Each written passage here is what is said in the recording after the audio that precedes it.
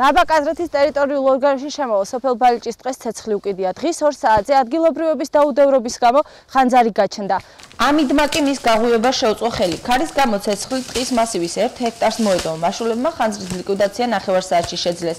ადგილზე მობილიზებული იყო სახანძრო სამაშველო სამსახური და დაბა კაზრეთის პოლიცია. აქვე იმყოფებოდა სოფლის რწმუნებულიც. ეს არის მოსახლეობის დაუდევრობა. ყოველ შემთხვევაში უპირველეს ყოვლისა, აქ რაღაცა გაწმენდით სამუშაოები, როგორც ამბობენ, მოსახლეობა გაწმენდით სამუშაოები მიმდინარეობდა მოსახლეობის და აქედან გამომდინარე გაჩნდა კერა ცეცხლის. მობილიზებული ახლა სამაშველო პაჟარნიის მანქანები ბოლნისიდან, ადგილობრივი და ასე ვაქრობთ, გამოსულია მოსახლეობაც, იღებენ მონაწილეობას ცეცხლის ჩაქრობაში და ვართ ასე ამ დღეში.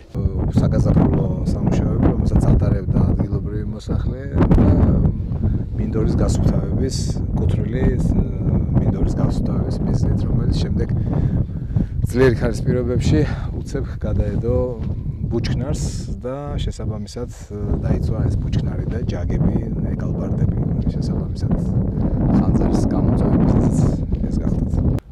მივიღეთ შეტყობინება ბოლნისიდან, ხანძარი იყო გაჩენილი ბალიჭის ტყეში და გამოვიდა, რის შედეგად და როგორ გაჩნდა, არ ვიცი ჩვენ.